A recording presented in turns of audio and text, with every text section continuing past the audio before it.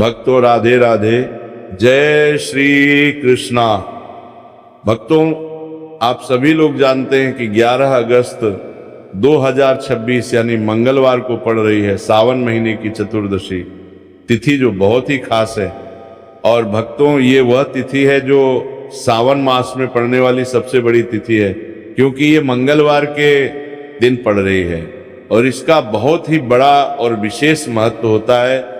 पूज्य पंडितों और गुरुओं ने कहा है कि अगर कभी भी मौका लग जाए और सावन महीने की चतुर्दशी तिथि मंगलवार को पड़ जाए तो आप लोगों को 2 लौंग का उपाय तो अवश्य ही करना चाहिए। इन दोनों का संयोग बहुत ही कम आता है। इसी के साथ में पंडितों और गुरुओं ने अपनी शिव पुराण कथा में बताया है कि इस दिन आपको 2 लौंग का उपाय तो आपको अवश्य ही करना चाहिए, क्योंकि ऐसा दिन पूरे साल में सिर्फ एक ही बार आता है। और भक्तों, आप सभी लोग जानते हो कि मंगलवार चतुर्दशी का अगर सबसे बड़ा कोई उपाय है तो वो 2 लौंग वाला उपाय है। तो भक्तों, इस मंगलवार के दिन आप लोगों को इस 2 लौंग वाले उपाय को जरूर करना है। बहुत सारे लोग होंगे जिन लोगों ने इस उपाय को ना किया हो, मतलब पूरा साल निकल गया, उन्होंने किसी भी दिन इस लौंग वाले उपाय को ना किया हो। पर भक्तों, आपके पास एक आखिरी मौका बचा हुआ है जो कि 11 अगस्त के दिन है। तो इस दिन आप लोगों को इस वाले उपाय को जरूर कर लेना है।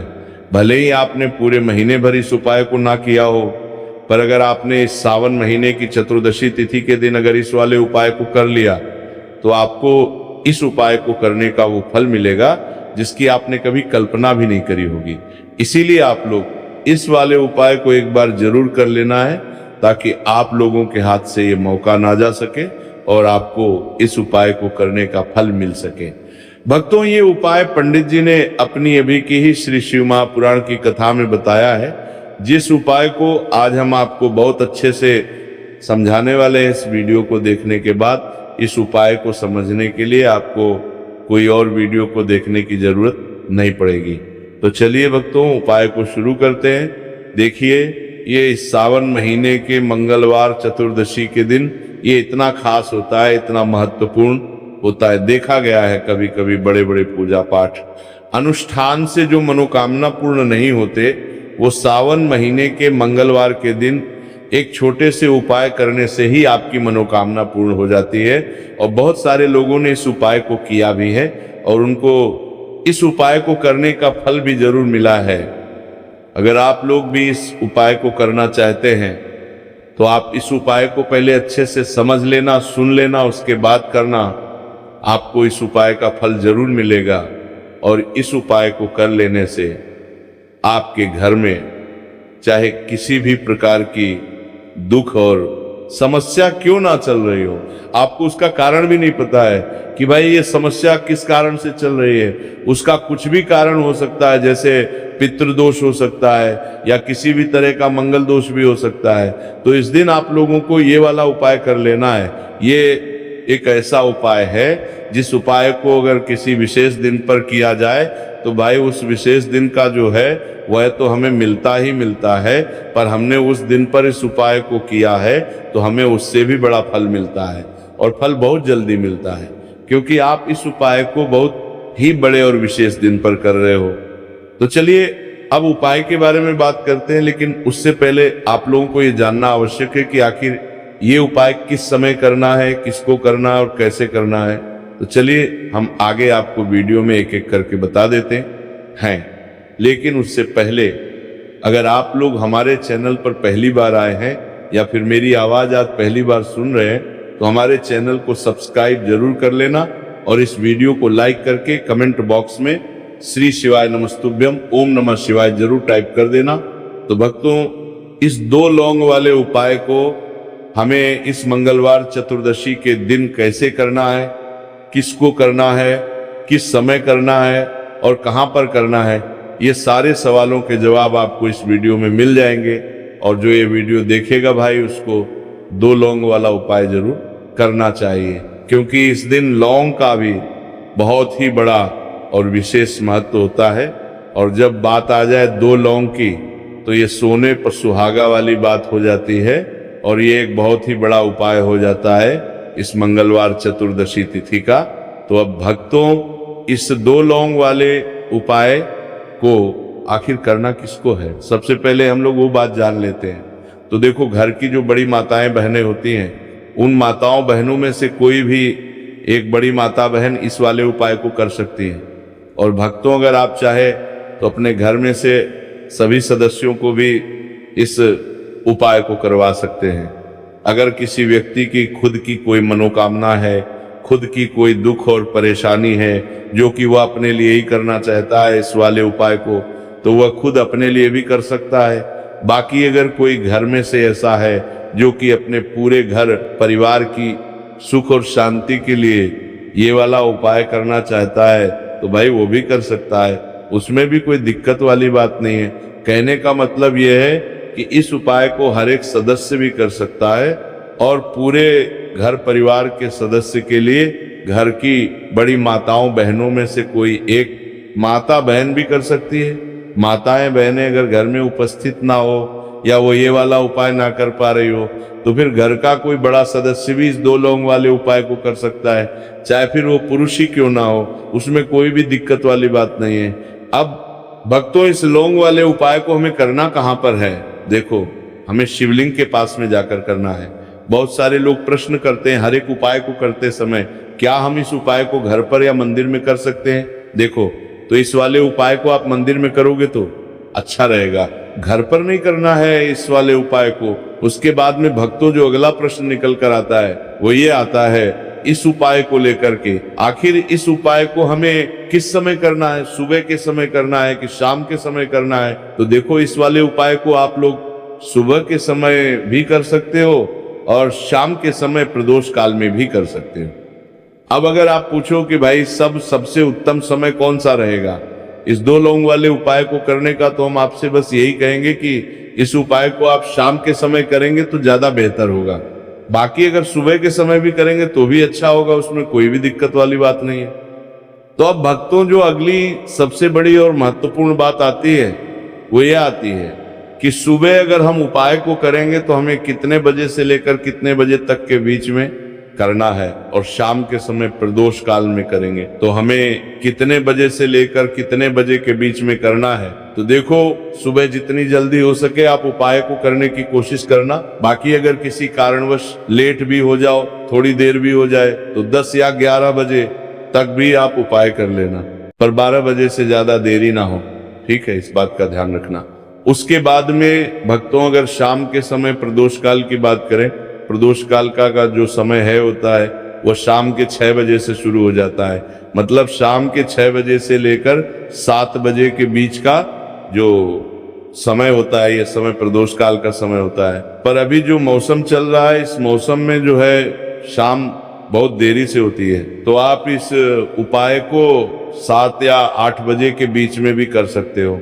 मतलब शाम के 6 बजे से रात 8 बजे के बीच में आप कभी भी इस वाले उपाय को कर सकते हो, उसमें कोई भी दिक्कत वाली बात नहीं है। परंतु मंगलवार के दिन कोशिश करना कि समय के अंतर्गत ही कर लो, किसी कारणवश ना कर पाओ तो थोड़ा देरी से भी कर सकते हो, आपको उपाय का फल जरूर मिलेगा। देखिए, इस वीडियो में जितने भी उपाय हम आपको बताएंगे सभी उपाय सरल है।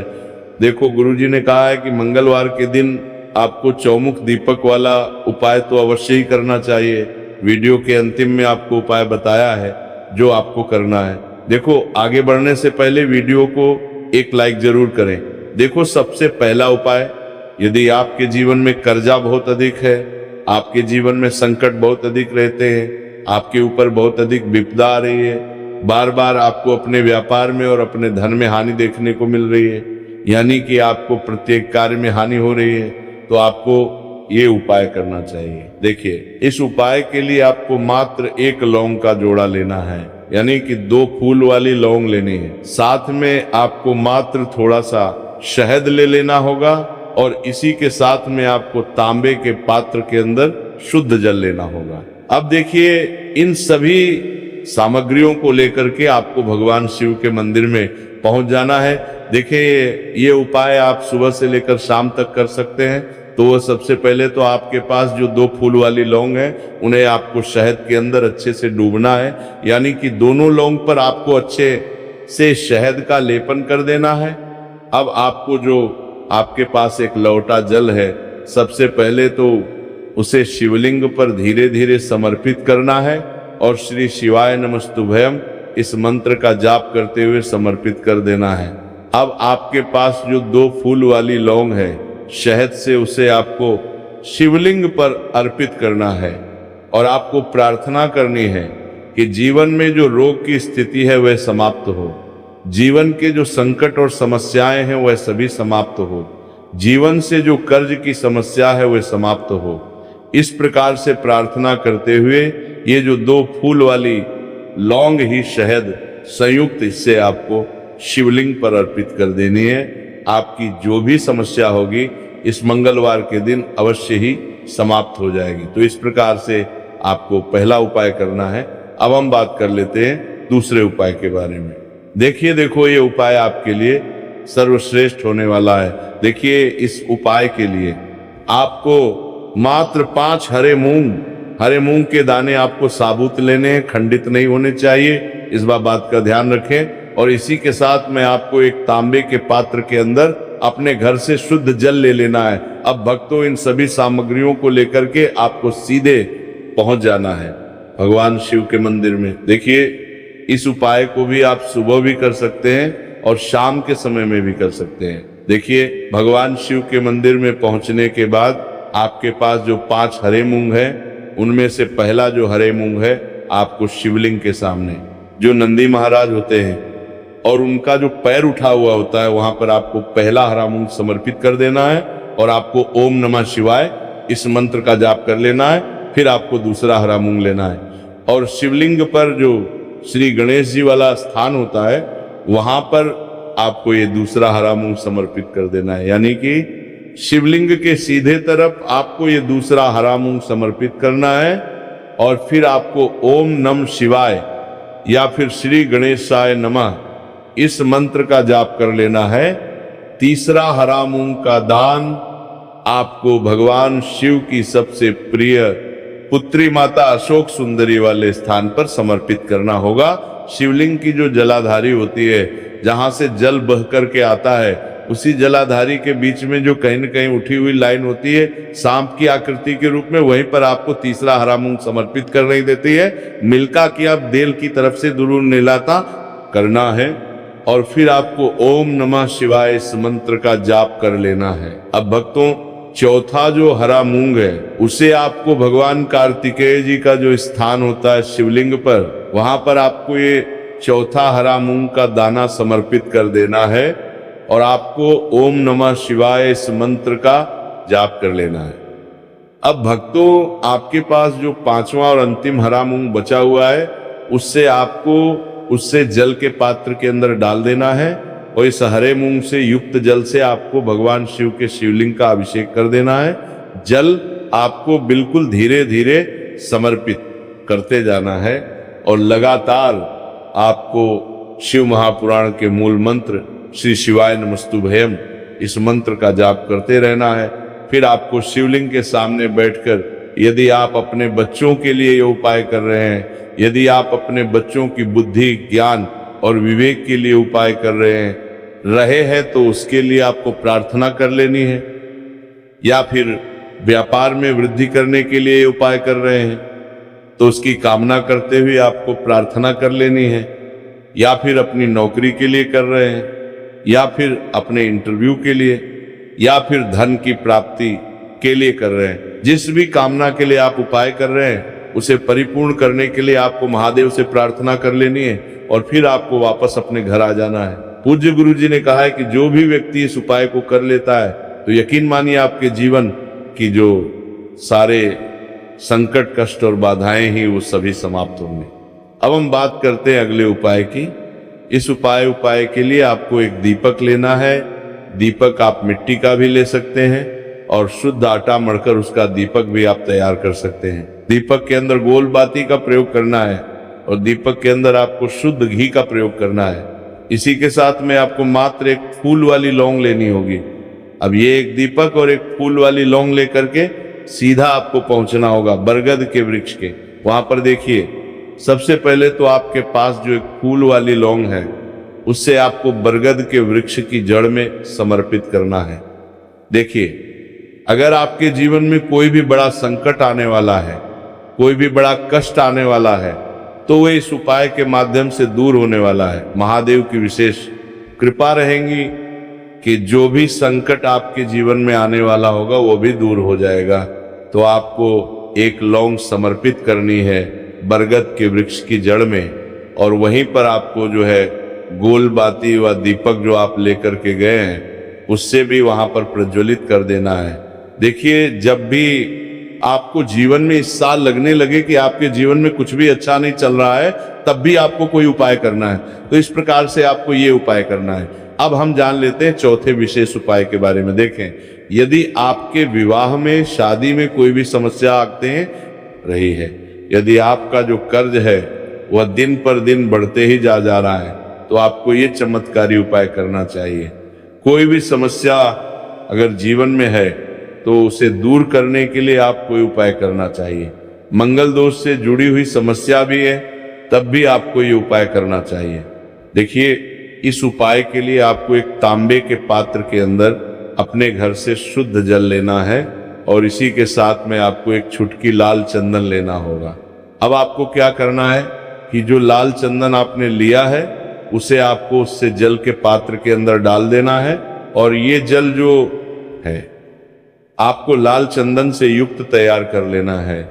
और ये लाल चंदन से युक्त जल आपको भगवान शिव के मंदिर में लेकर के पहुंचना है। लेकिन ये उपाय भी आप सुबह से लेकर के शाम तक कर सकते हैं। अब भक्तों, ये जो लाल चंदन से युक्त जल है, इससे आपको भगवान शिव के शिवलिंग पर धीरे धीरे अर्पित कर देना है, और आपको लगातार श्री शिवाय नमस्तुभ्यम इस मंत्र का जाप करते रहना है। देखिए, यदि आपके जीवन में विवाह से जुड़ी समस्या चल रही है तो आपको मंगलेश्वर महादेव का स्मरण करना है, और जीवन में अधिक कर्ज की समस्या है तो आपको मुक्तेश्वर महादेव का स्मरण करना है। देखना है एक दिन आपकी सब तरह की समस्या जल्दी ही समाप्त हो जाएगी। तो इस प्रकार से आपको ये तीसरा उपाय करना है।